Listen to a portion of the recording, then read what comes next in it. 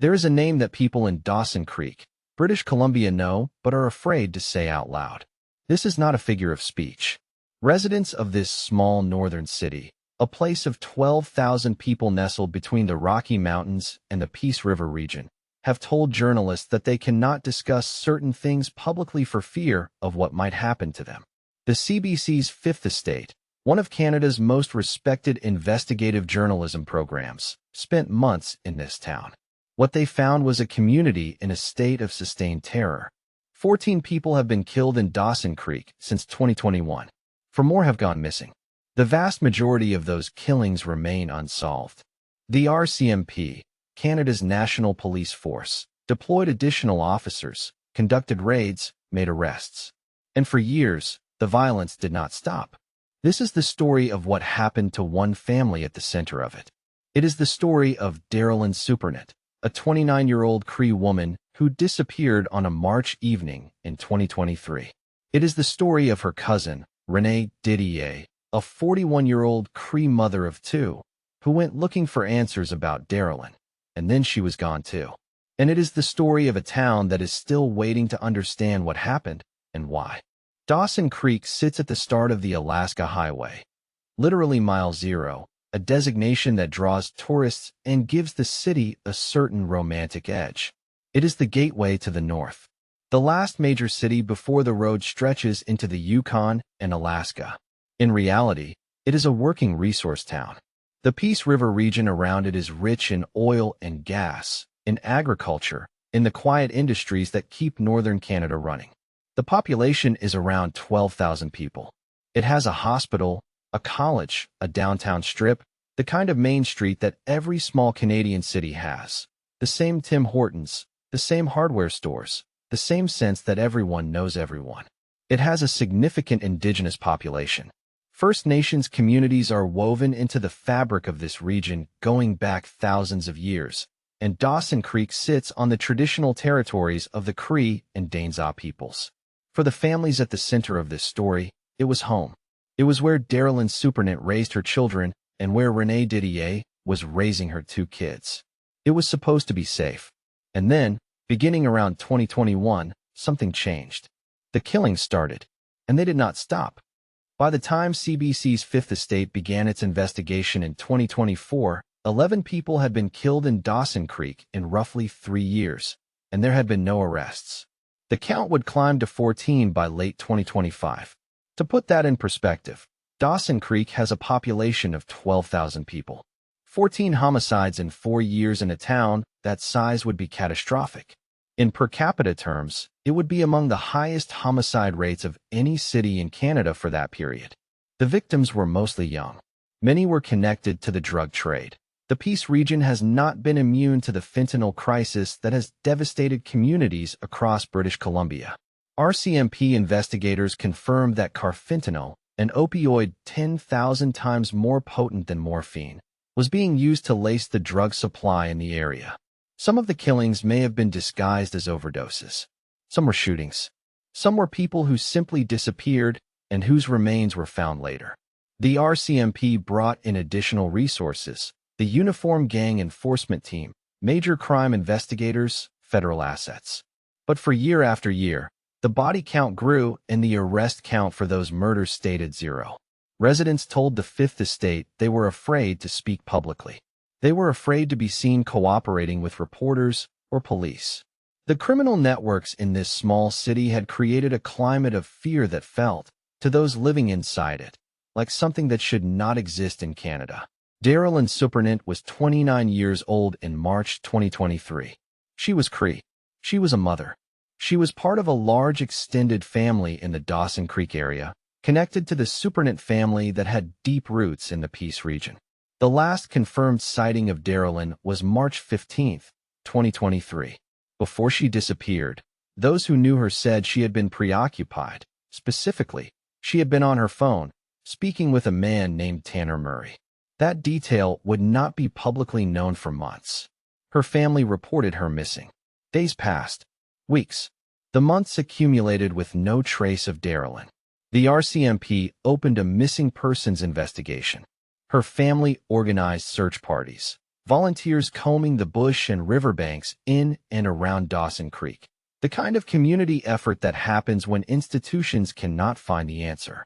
They found nothing. Darylyn Supernant remained missing for more than a year. On April 19, 2024, remains were found near Dawson Creek. On June 18, 2024, those remains were officially identified as Darylyn Supernant. She had been missing for 15 months. She was 29 years old. Her family was told she was not coming home. Renee Didier was 41 years old. She was also Cree, and she was Darylyn Supernant's cousin. She was a mother of 2 children in Dawson Creek. When Darylyn went missing in March 2023, Renee did what family members do. She started asking questions. She asked around the community. She made calls. She talked to people who might know something about where Darylyn had gone. And like Darylyn before her, she had been in contact with Tanner Murray. Renee Didier was last seen on December 2, 2023. The last confirmed footage of her was on a gas station security camera on December 3. Her family reported her missing on December 7. The timeline is this. Darylyn disappears in March 2023. Her cousin Renee spends the rest of that year trying to find out what happened to her. And then, in December 2023, Renee is gone too. The Supernant family spokesperson said it clearly. They believed Renee was killed because she was asking too many questions. The community around them believed it too. The RCMP opened another investigation, and more family members were left waiting, not knowing where the women they loved had gone. In the spring of 2024, within weeks of each other, the remains of both women were found. Renee Didier's remains were discovered on May 18, 2024, near the Cascadeno River, approximately 40 kilometers northwest of Dawson Creek. The Cascadeno River runs through forested terrain west of the city, and it runs cold in late spring even as the surrounding bush begins to show green. Her death was ruled a homicide. Her investigation remained active. 2 weeks after Renee's remains were identified, on June 18, 2024, RCMP announced that remains found on April 19 near Dawson Creek had been identified as Darylyn Supernant. 2 cousins, both Cree, both connected to the same man, both dead, neither case solved. CBC News reported that the family was mourning, searching for answers, and publicly naming their belief in who was responsible, while the RCMP could only confirm that investigations were ongoing. The community of Dawson Creek held vigils. Renee's children were without their mother. Darylyn's family was without her. And the RCMP investigations into their deaths, like so many other investigations in Dawson Creek, did not produce arrests in their cases. Tanner Murray was 31 years old as of early 2026. He was well known to Dawson Creek RCMP, so well known that his name had appeared in press releases, news articles, and court documents repeatedly over a period of several years. At his first sentencing, Murray had no prior criminal record. That would change dramatically. In December 2023, he was arrested for robbery and uttering threats. He was released. In April 2024, he was arrested again, this time with 11 new charges, including breaching release conditions, firearm offenses, and impaired driving. A search of his vehicle turned up ammunition, a loaded firearm, and what police called support gear for organized crime. He was released again. In August 2024, he was arrested for assaulting police officers and again breaching his release conditions. The RCMP issued a public statement that has since become one of the most stark admissions in this case. They wrote, word for word, "Police have applied to keep Tanner in custody. However, it is expected he will be released back into the community." A police force, publicly warning a town of 12,000 people that a man they were actively trying to keep behind bars was about to be released. In May 2025, Murray was arrested again. Officers found drugs, scales, multiple firearms, and more than 1,000 rounds of ammunition. And then, in February 2026, RCMP announced that Tanner Murray had been charged with first-degree murder in the death of Robert Eric Douglas Gerbath, a man whose homicide was connected to the broader pattern of violence in Dawson Creek. Murray has not been charged in the deaths of Darylyn Supernant or Renee Didier. Both investigations remain active. In October 2024, CBC's Fifth Estate aired an episode called "Why Are People Vanishing in Dawson Creek?" It was 45 minutes of investigative journalism that put this small northern city on the national map. Reporters spent months in Dawson Creek interviewing residents, families of victims, community advocates, and RCMP officials. What they found was a picture of institutional failure layered over personal tragedy. Residents described being afraid to speak publicly. They described watching a man accumulate arrests and walk free again and again. They described a police force that, whatever its intentions, had failed to produce results in case after case. In October 2025, the Fifth Estate returned for a second full investigation, 15 murders and counting in a small BC town. In the year since the first episode, RCMP had promised answers. The body count had continued to rise. The RCMP failed to meet its own stated deadline for progress.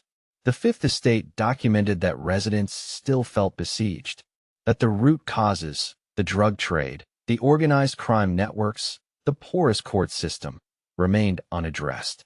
And that for the families of Darylyn Supernant and Renee Didier, and for the families of the 12 other victims counted in that headline, the question of who was responsible, and whether anyone would be held fully accountable, was still unanswered. Darylyn Supernant and Renee Didier are not statistics. They are not data points in a crime report. They are two Cree women from a family with deep roots in the Peace region of British Columbia, and they are dead, and no one has been charged with their deaths. But they are also part of a pattern that Canada has spent years acknowledging and failing to act on.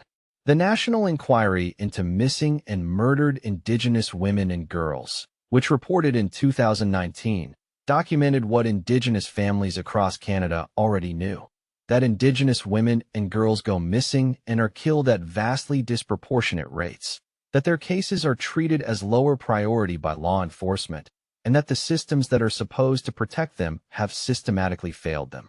Dawson Creek sits in a region with significant Indigenous population. The Cree, the Dainza, and other First Nations communities are part of the fabric of this place. And in Dawson Creek, in the years since 2021, a disproportionate number of the victims, the missing, the murdered, have been Indigenous. Local activists organized. They held vigils. They demanded action from RCMP and from elected officials. They issued a clear statement: missing and murdered Indigenous women don't receive adequate attention from law enforcement and policymakers. The evidence of the past 4 years in Dawson Creek does not suggest they were wrong. As of the spring of 2026, Tanner Murray is in custody, charged with first-degree murder in the death of Robert Eric Douglas Gerbath. The investigations into the deaths of Darylyn Supernant and Renee Didier remain open and active. No charges have been laid in their deaths. The families of both women are still waiting. In Dawson Creek, the homicide rate dropped significantly in 2025 compared to the years before. Some arrests have been made in some of the 14 killings. The town is breathing slightly easier.